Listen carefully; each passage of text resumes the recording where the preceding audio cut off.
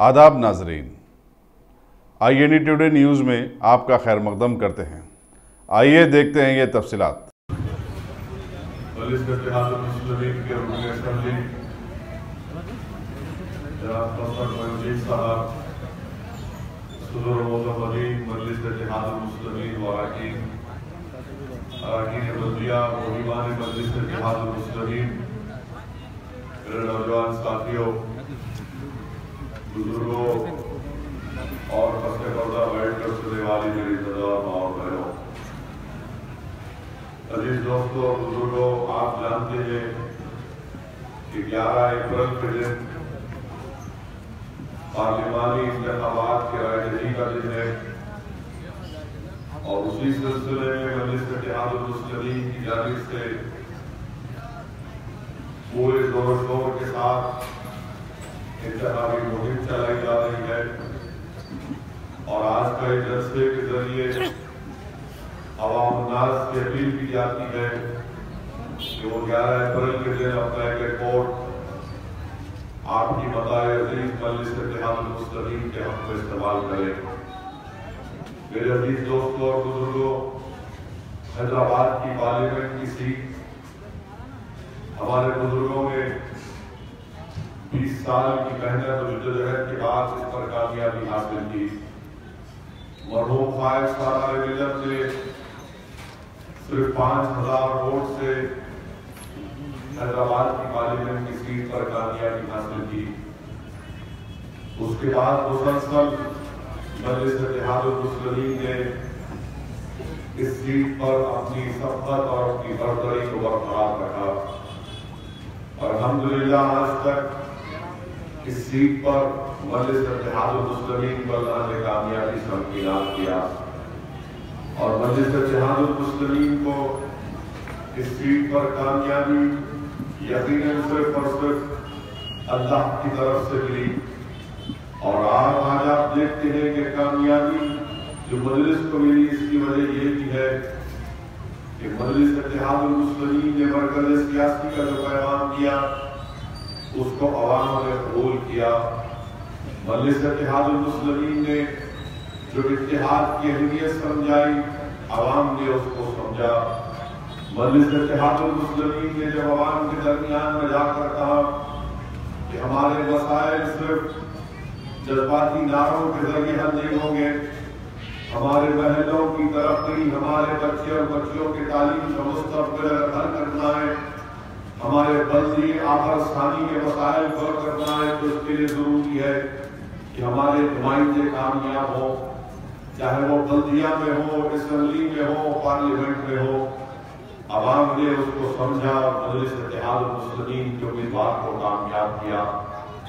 مجلس اتحاد المسلمین نے کہا کہ ہندوستان کی پارلیمنٹ ہمارے ملک کی سب سے بڑی پنچایت ہے، اگر اس پنچایت میں آپ کی مظلوموں کی، اقلیتوں کی، دلتوں کی، مسلمانوں کی آواز نہیں رہے گی تو یہ ہماری جمہوریت کی صحیح معنوں میں عکاسی نہیں ہوگی۔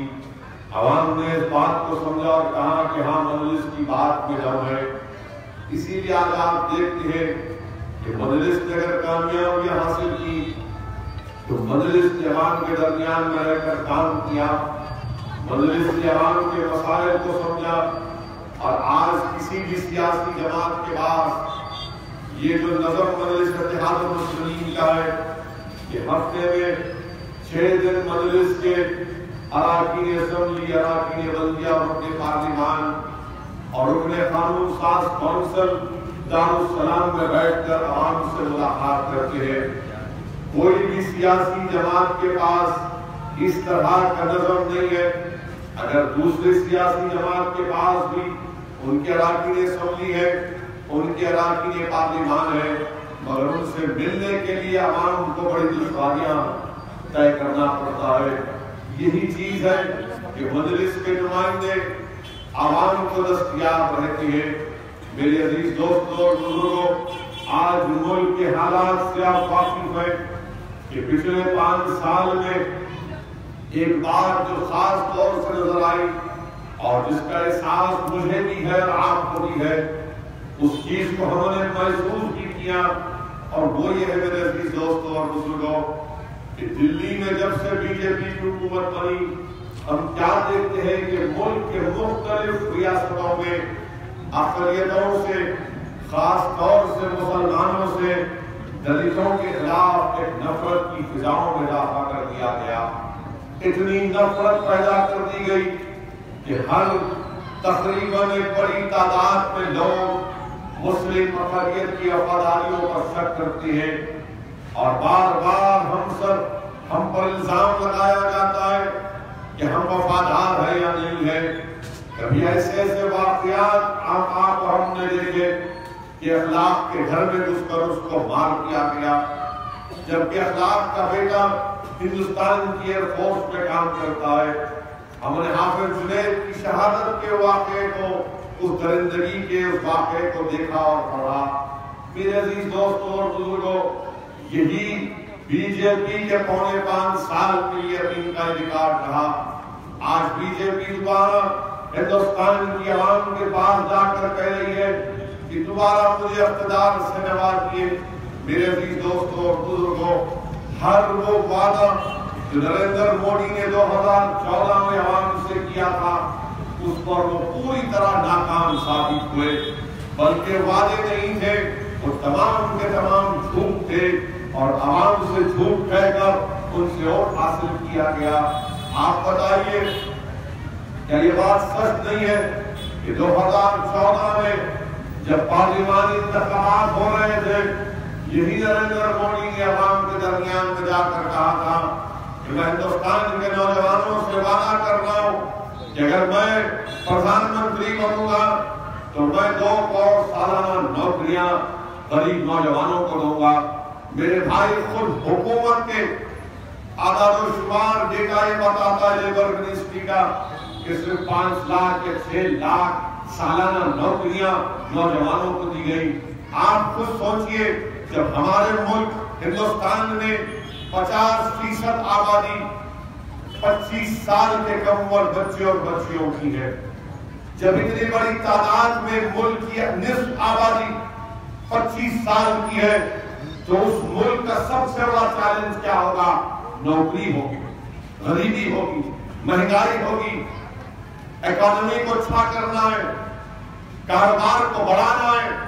تو ہندوستان کے وزیر اعظم کو 280 سیٹ ملے تو نوجوانوں کو, غریب جو پریشان تھے ان کو نوکریاں فراہم کرنا چھوڑو, ان کے کاروبار کو بند کرنے کا اقدام کیا گیا. کیسے کیا گیا؟ نوٹ بندی کے نام پر 500,000 کی نوٹ غائب کر دی گئی. میں اس وقت بھی کہا اور آج بھی کہہ رہا ہوں کہ نوٹ بندی صرف غریبوں کو نقصان پہنچانے کے لیے کی گئی تھی. چھوٹے چھوٹے کاروبار کرنے والے جو نوٹ پر کیش پر کاروبار جن کا ہوتا ہے وہ برباد ہو گئے, پریشان ہو گئے. جی ایس ٹی کا اجراء اتنی جلدی کیا گیا اس میں بھی نقصان ہوا. بتائیے آپ اس حکومت نے غریبوں کے لیے, نوجوانوں کے مستقبل کو اچھا کرنے کے لیے کیا اقدامات کیے؟ ہندوستان کے وزیر اعظم بولتے ہیں کہ میں نے مدرا اسکیم کا آغاز کیا. مدرا اسکیم کا خود حکومت کا ڈیٹا. میں چیلنج کر رہا ہوں بی جے پی کو, بتاؤ کیا یہ بات سچ نہیں ہے کہ مدرا اسکیم میں حکومت کہتی ہے کہ 15 کروڑ لوگوں کو لون دیا گیا, 90% لوگ جن کو لون ملا صرف 24,000 روپے کا لون ملا. اب آپ بتائیے 24,000 میں کوئی چائے کی منڈی نہیں لگا سکتا جس طرح ہندوستان کے وزیر اعظم بولتے تھے کہ میں کسی زمانے میں کسی اسٹیشن کے پاس چائے بیچتا تھا کہ کوئی 24,000 میں چائے کی منڈی بھی نہیں لگا سکتا. ہندوستان کے وزیر اعظم جب نوکری کی بات پوچھی گئی تو کہا گیا کہ پکوڑے کی منڈی ہے وہ بھی نوکری ہے. ارے بھائی تو کیا پکوڑے کی منڈی کھولے نوجوان؟ آپ اندازہ لگائیے حکومت کا کام یہ. اب جب اس میں ناکام ثابت ہو گئے تو انہوں نے نفرت کی دیواروں میں اضافہ کر دیا.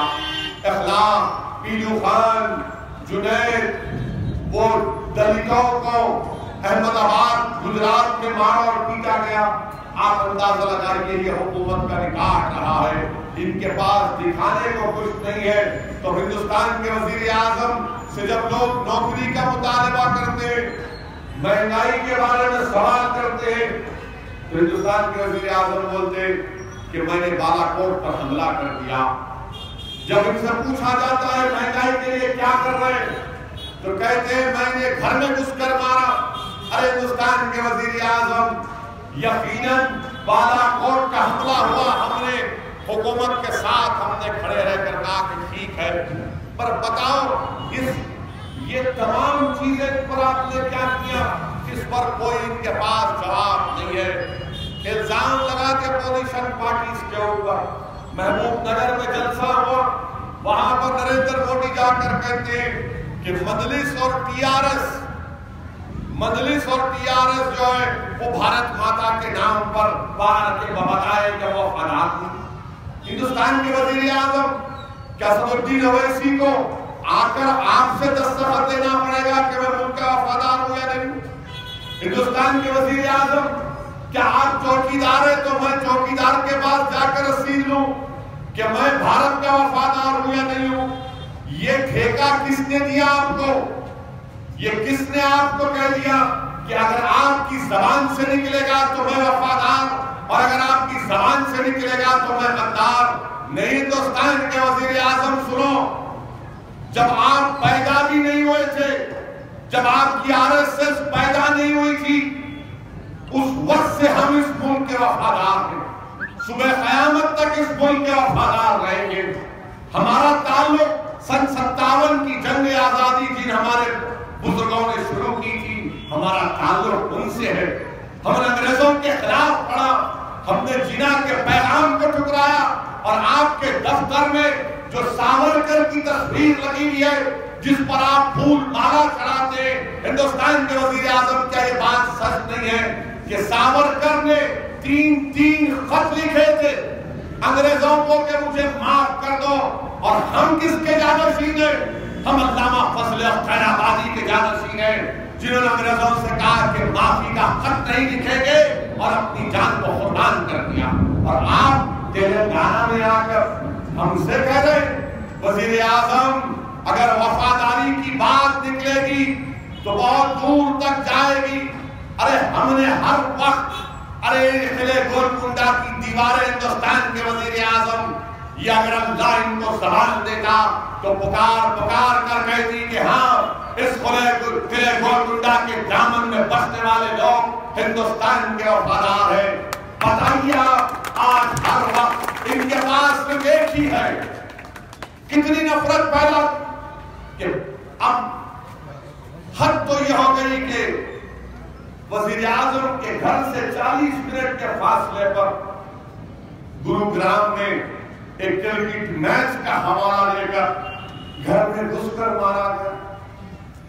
اللہ سلامت رکھے اس بچی کی حاضر دماغی کو کہ اس نے چھت کے اوپر سے ریکارڈ کیا کہ کیسے یہ ظالم لوگ لٹ لے کر گھس کر مار رہے تھے، اور کیا کہہ رہے تھے؟ بھاگ پاکستان۔ گھر میں گھس کے مارے، جیسا وزیر اعظم نے اپنی تقریر میں کہا تھا کہ ہم نے گھر میں گھس کر ہم نے مارا ہے۔ وزیر اعظم یہ جو لٹ لے کر مار رہے نا غریبوں کو، میں آپ کو کہہ رہا ہوں یہ لٹ لے کر جو غریب لوگوں کو مار رہے ہیں، جس کا نام اگر مسلمان رہا تو اس کو مار کے بولتے بھاگ پاکستان۔ وزیر اعظم میں آپ سے کہہ رہا ہوں آپ ان پوروں کو جمع کرو۔ ہندوستان کا جو ہمارا بارڈر ہے، جہاں پر گجرات، راجستھان، جموں کشمیر ختم ہوتا ہے، ان کو بارڈر پر لے جانے کا خرچہ میں آپ کو دوں گا۔ لٹ لے کر ان کو وہاں ٹھہرا دو، بعد آ کے لوگ بہادری دکھا بولے باکڑے پہلوانوں کو، مظلوموں کے گھر میں گھس کر لٹ سے بات کر بولتے بھاگ پاکستان۔ ارے ہم کو پاکستان سے کیا کرنا؟ ہم کو پاکستان سے کیا کرنا ہے؟ وزیر اعظم کے یہ بات سچ نہیں ہے کہ آپ نے پاکستان کو بغیر وہاں کے پرائم منسٹر کی دعوت دیے اس کے گھر میں شادی ہو رہی تو آپ گھر میں گھس گئے۔ نواز شریف کے گھر میں شادی ہو رہی آپ گھر میں گھس گئے۔ ان کی اماں کے پاس جا کر آپ نے ان سے ملاقات کی اور آپ بولتے بھارت ماتا کے وفادار نہیں ہے۔ نواز شریف کی اماں کے پاس آپ چلے گئے، میں گیا تھا نواز شریف کی گھر میں بغیر رخصائے آپ اندر گھس گئے۔ تو ہم کیا بولتے حیدرآباد میں बेगानी शादी में अफवाह निकाल दो अब्दुल्ला मोदी दीवानी, वरना बोलेंगे हम अपनी जबान से अपने भी बोल रहे। हम तो नहीं जाते। जब तक रुखानी आया और रुखे में छोटा राशन कार्ड रहा तो नहीं जाते गली में। आप चले गए और फिर हम पर इल्जाम। मेरे अजीज दोस्तों और बुजुर्गों, अब एक ही रट लगा रहे वजीर आजम, मैंने बालाकोट में ऐसा अच्छा किए भाई, वो हाफिज सईद को भी ला दो जरा, वो शैतान मसूद का इंतजाम करो। और फिर वजीर आजम ये नहीं बोलते, जब बालाकोट पर हमले के दूसरे दिन हमारा जो पायलट अभिनंदन पाकिस्तान में पकड़ा गया, उस दिन जम्मू में हेलीकॉप्टर गिरा हिंदुस्तान का हमारे मुल्क का, उसमें 6 लोग मारे गए। कैसा गिरा वजीर आजम हेलीकॉप्टर, बताओ आप। हेलीकॉप्टर हमारे मिसाइल से, हमने ही अपने मिसाइल से गलती से उस हेलीकॉप्टर को मार दिया। इसकी जिम्मेदारी कौन लेगा? वजीर आजम। इसकी जिम्मेदारी आप लेंगे? जो लोग मर गए उनके खानदान वालों को आप इंसाफ दिलाएंगे? इस पर कोई बातचीत नहीं होगी। और वजीर आजम बोलते कि अपोजिशन पार्टियां सबूत पूछ रही हैं। वजीर आजम जब बात सबूत की आई तो सुनो आप, सबूत तो आपके पास था ना कि समझौता ट्रेन ब्लास्ट में जो 25 हिंदुस्तानी मर गए बम ब्लास्ट में, एनआईए का जज अपनी जजमेंट में लिखता है कि एनआईए के पास, जिसके ऊपर कंट्रोल नरेंद्र मोदी का है, एनआईए के पास इतना बेहतरीन सबूत था, जज लिख रहा है कि उन्होंने कोर्ट में पेश नहीं किया। जज लिख रहा है कि दिल्ली के रेलवे स्टेशन का वीडियो, उसकी रिकॉर्डिंग पेश देंगे। वजीर आजम सबूत तो आपके पास भी था कि आपने कोर्ट में पेश नहीं किया। क्यों पेश नहीं किया वजीर आजम आपने? क्योंकि असीमानंद किसी जमाने में आपके साथ आरएसएस में काम करता था। आपने असीमानंद को बचाने के लिए वजीर आजम आपने कोर्ट में सबूत पेश नहीं किया। अगर आप इंसाफ को मानते हैं मोदी, अगर आप जस्टिस को मानते हैं, अगर आप टेररिज्म का खात्मा करना चाहते हैं, मैं चैलेंज कर रहा हूं आपको, अपील करो समझौता ट्रेन ब्लास्ट के जजमेंट के खिलाफ जो जज ने लिखा वो सबूत पेश करो, सुप्रीम कोर्ट में सजा दिलाओ, क्योंकि मरने वाले आज भी पूछ रहे हैं मिस्टर मोदी, समझौता में 25 हिंदुस्तानी मर गए, वो लाशें तुमसे सवाल कर रही है कि सबूत तुम्हारे पास था, तुमने पेश नहीं किया। मक्का मस्जिद के ब्लास्ट में 9 लोग मर गए, वो मरने वालों की लाशें तुमसे सवाल कर रही है कि सबूत तुम्हारे पास है, तुमने असीमानंद को बचा दिया। ख्वाजा अजमेरी के आस्थाने में बम ब्लास्ट हुआ, मरने वाला हकीम बेग का रहने वाला था, आज उससे भी इंसाफ नहीं हुआ। आप बताइए कि बरसर इख्तियार जमात है तो दहशतगर्दी को खत्म करने के बजाय दहशतगर्दी में जिन पर इल्जाम था उनके खिलाफ सबूत नहीं पेश किया जाता। और आज वजीर आजम हमको गवर्नर बोलते, हिंदुस्तान के वजीर आजम कम से कम चंद्रशेखर राव के दौरे इख्तियार में गाय के नाम पर किसी को मारा नहीं गया। कम से कम चंद्रशेखर राव के दौरे इख्तियार में हमारे घरों में घुसकर मार कर नहीं कहा गया कि भाग पाकिस्तान को।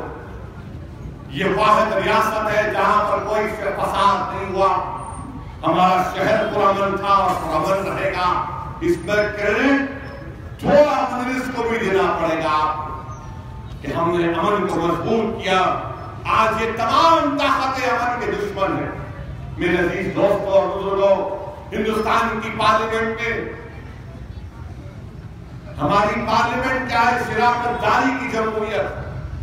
हमारे बुजुर्गों ने जब दस्तूर बनाया तो उन्होंने ये उम्मीद और ख्वाब का इजहार किया कि इस ऐवान में हर हिंदुस्तानी तबके की नुमाइंदगी होगी, छोटे बड़े कमजोर, आलाजात, निचली जात, अक़लियतें, मुसलमान, दलित। आप बताइए, जब पार्लियामेंट में जाते हिंदुस्तान के वजीर आजम, एएनआई का इंटरव्यू देख लो आप। एएनआई के इंटरव्यू में वजीर आजम से पूछा गया, मॉब लिंचिंग हो रही है गाय के नाम पर, तो वजीर आजम ने क्या जवाब दिया तो सुनिए। वजीर आजम जवाब दिया कि हाँ ये नहीं होना चाहिए, मगर लोगों को हमारी आस्था भी समझने की जरूरत। आप बताइए, आप क्या दुनिया में इंसान की जान की कीमत है या जानवर की कीमत है? वजीर आजम क्या बोले, एक ही सांस पे बोले, आस्था को समझने की जरूरत है। अरे वजीर आजम, तो हिंदुस्तान की दस्तूर पर हल्फ लिए, जिसमें हमारे दस्तूर में कहा गया कि इंसान की जान फंडामेंटल राइट है, बुनियादी हक है।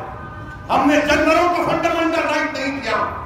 यकीनन आपकी आस्था है, उसको कदर करते हैं, मगर सब बात इंसान की जान की आएगी तो सब बाजू इंसान की जान को बचाना, ये कॉन्स्टिट्यूशन, ये आइन कहता, ये वजीर आजम कहते हैं।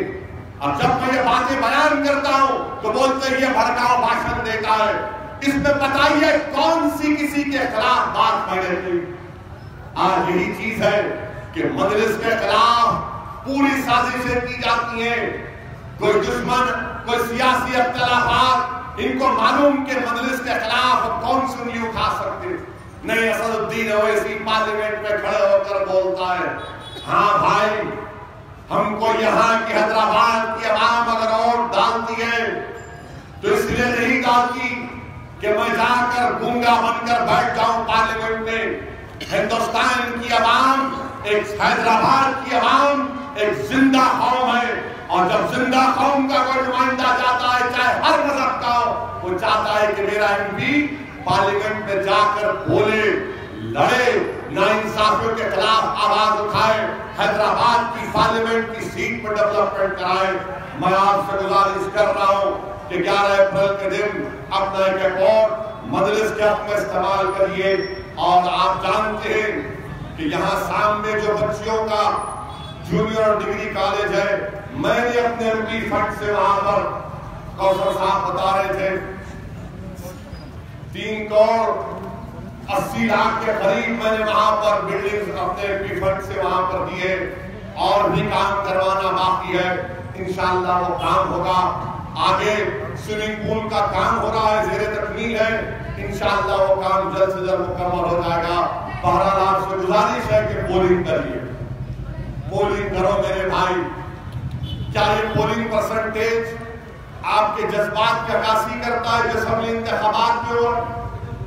क्या ये कम पोलिंग परसेंटेज आपकी मजलिस से वालियाना मोहब्बत की तर्जुमानी करता है? नहीं मेरे अजीज दोस्तों, मेरी माँ और बहनों, पोलिंग करो, खूब वोट डालिए और एक भारी अक्सरियत से हैदराबाद से मजलिस के उम्मीदवार को कामयाब करिए।